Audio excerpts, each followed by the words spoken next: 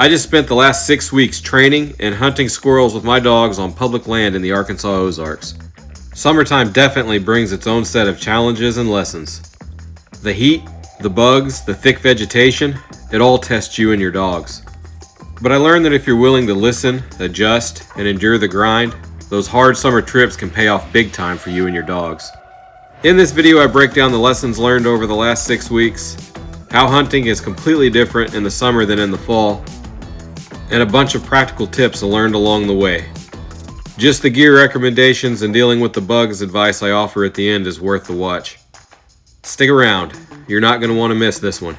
I'm leashing him to the areas that I knew we had squirrels because it's really hot and we just don't have a lot of time to hunt. You know, they get pretty hot in 10 or 15 minutes. We're in late June now, so the temps are in the mornings. We've actually had kind of a cool early summer so far, which has been awesome. You know, I'm still waking up to high 60s, low 70s.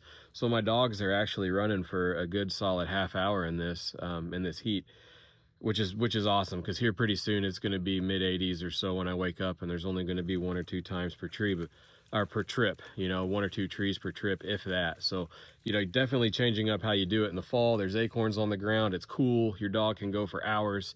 You just cut them loose at the parking lot and go hunt, right? But here you got to be a lot more surgical this time of year about how you approach running your dogs in the summer. I keep water a huge factor. I normally run in the national forest in the winter, a lot more land down there, but this time of year we got a lot of Corps of Engineering land around these 2 huge reservoirs. So I run my dogs in the hardwoods on the lake shores of these big reservoirs here on Corps land. One, there's no hogs up here yet, which is awesome, but they're always close to that water. So if they get hot, I can stop, take them down to the water. If I'm in an area where there is no water, I can walk them up to the top of the hills and put them in the wind, let them stay in the shade and cool down that way.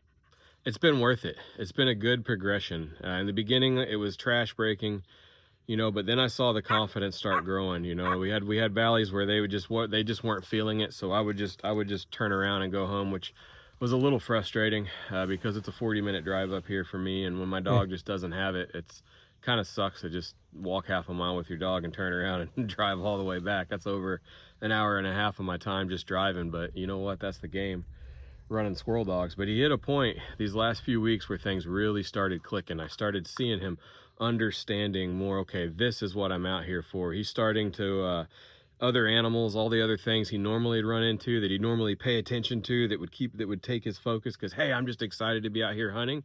He's understanding his job better. He's like, I know what I'm out here to do, and he's ignoring things, and he's actively looking for squirrels, which is getting really exciting. This morning he was all business. This last week or 2 he's really turned on hard, and I've been seeing flashes of that all business. I'm just out here to squirrel hunt. But this morning he was a machine. This morning he was, and it could be we had a bunch of rain yesterday. He had much better sitting conditions. That might have been it all along. You know, I don't know. Maybe he was just having trouble smelling stuff. Sometimes the squirrels just aren't going to move. It's finicky this time of year. Sometimes they're active, sometimes they're not. You know, sometimes we just might be running in the wrong window. Those are all things that I think about, and that's why that consistency on taking them is so important, right? If I just took them once or twice, they would never get that grind that would put them in the woods enough when the squirrels were moving in the areas the squirrels were in for them to let things click. So it's really been worth it. I'm really excited. I see how this is going to pay off. In the fall, I'll be hitting the woods with dogs that are tuned up. They've been on game all summer. They're in shape because they've been hunting all summer, and it'll just should be right into a really, really good season if the squirrels cooperate. Some things we've had to deal with are bugs. I've had several people ask me, what do you do for fleas and ticks? And I just go to the farm stores and I buy that permethrin. The livestock permethrin, I think Martin's is the brand. I don't know, it's in a red and white bottle, and you buy it by the quart for like 25 bucks. And you know, I put an ounce or 2 in a spray bottle and mix it with water, shake it up, and every time, but in the morning before I turn my dogs out, I spray them down real heavy with that permethrin, and I rub it into their coat. It's safe for dogs. Some of it's not. I'd buy the stuff that says pet safe on it. It'll actually say safe for dogs. Some of it doesn't say safe for dogs, and I don't mess with that kind of stuff. But I spray them down with that every morning in the parking lot before I turn them out, and it works. I don't really find ticks on them. When I do find ticks on them, it's usually around their eyes where I'm not spraying my dogs in the eyes with permethrin. That can't be good, right? But so put it on my fingers and I rub it around their face, you know, and it's usually in those lightly applied areas where I find the ticks, but they're always dead. So, and that's just hours later. So they're not attaching long enough to infect my dog with any kind of illness. So that's how I handle the bugs. The snakes, I'm lucky. They're here. Dog ain't been snake bit. This is a weird area in Arkansas. It's like a little 10-mile bubble up here where I just never see snakes. I mean, I know there's rattlesnakes and there's copperheads, but if I go down to the national forest this time of year around all them rocky ledges and bluffs and stuff, I see a lot of rattlesnakes, see a lot of copperheads, I see a lot of snakes, but for whatever reason I don't see many up here. So knock on wood, so far they haven't really been a big concern. My Finnish dog, he never really skipped a beat. He's always been all business. I've been really lucky with him, and that just shows that a dog with good squirrel genetics, you know, a top dog. You buy a pup from a top squirrel line. I bought that dog from Jody Mullins in 2020, and that dog has been all business. Once he figured it out, he didn't turn on until he was about 2.5 years old. I've talked about that in other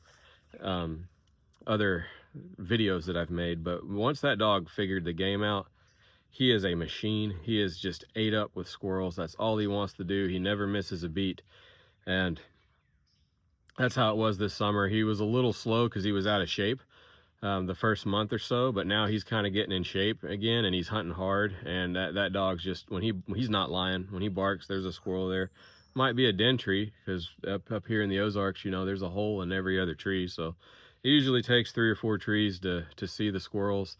Getting the squirrels to move have been difficult. You know, the leaves are all over the trees. It's really hard to see them. If you got somebody to come with you, and they can bring a slingshot or a BB gun and shoot it, you know, fling the rocks up into the treetops, or shoot BBs up into the trees to get the squirrels to move so you can shoot them. That helps. I don't shoot a lot of squirrels this time of year. I want them to be around in the fall. With my started dog, I try to shoot, you know, I'd say like one in 5 or 6 squirrels that I get a chance to shoot. I try to shoot out to him just so he's tying the game together and finishing up. I'm calling him started. He's on the verge of being finished. He's a solid dog already, but I'm not shooting too many out. I don't get a chance to shoot too many out. You just can't flat see them. If you bring a 22 this time of year, good luck. You're not going to get much with a 22. It's definitely the old saying, you know, leaves on the trees, shotgun, leaves off the trees, rifle. That's a good rule. It's there for a reason. But yeah, my Finnish dog's on point. It's just a matter of keeping him in shape. One thing I've taken advantage of this summer is a little local college campus. Whenever it's too hot, or it's just I need a short drive, it's 9 minutes from my house, and I can drive there in the early mornings before all the Karens start power walking in their yoga pants and all that nonsense. And I can turn my dogs out and get some easy trees, and that's really effective. My parents' front yard has bird feeders, and it's loaded with squirrels. It doesn't always have to be big hunting trips in the woods. If you can just turn them out in parks, yards, just any way to get them on squirrels and keep them on game throughout the summer, it's going to pay dividends in the fall. Gear wise, I'm a big fan of Eberly stock backpacks. I like the Gun Runner 2 is a day pack they make. I've been using that Gun Runner series since 2006 when I was in Alaska. It's an awesome pack. It's plenty big enough. I turkey hunt with it in the fall. I've packed turkeys out with it before, but it's a solid day pack. But the main thing is it has a rifle scabbard in it, so I can be hands-free. That's big for filming, but it's also big for a leash, right? I'm not having to hold a gun and carry your dog, and carry a gun, carry a leash, your dog moving around, tying you up. Being hands-free is a big deal. Running through the woods, knocking spider webs out of the way. I don't like having to carry a gun. I like a backpack with a scabbard in it, and that Everly stock Gun Runner 2, it's like $200, but it's worth every penny. You could pack heavier loads with that. You could even do a light overnight camping trip with that pack. It doesn't have a frame in it. It's not designed to carry a ton of weight. But I've put 30 or so pounds in it before, and reasonably comfortably packed 8 or 9 miles with that pack. It's definitely doable. It's got a lot of compartments in it for water and gear. It's a solid pack. I love it. Another reason that I really like hands-free with a backpack is if my dog gets hurt, I can carry him out. Garrett, my started dog, he's 45-ish pounds. I wouldn't want to have to try to carry a shotgun and a 40-pound dog out of the woods if they got hurt. That'd be very difficult. When I get into the fall, I do use a frame pack when I go in really far, just because I've got a lighter Everly stock frame pack. They're F1 mainframe, and I'm pretty serious into deer hunting too. And so I can carry, you know, my tree stands and all that stuff. But again, if you get a hurt dog, especially down there in the national forest, and I gotta climb up through bluff gaps and stuff, it'd be way easier to leash a hurt dog to a frame pack than carry him miles in your arms. So for quick trips, I like that Everly stock gun runner too. For the long pack in, we do a lot of camping. We do a lot of backcountry camping, hunting in the fall, and if I'm running dogs doing that miles in to the national forest down there, the wilderness areas, I'm running a heavier frame pack that lets me carry things more comfortably, lets me carry a wounded dog out further and easier. So you guys got any questions about summertime squirrel running? Any stories that you guys running your dogs in the summer? I'd love to hear. It'd be pretty cool to hear from the other dudes who are out there hitting it.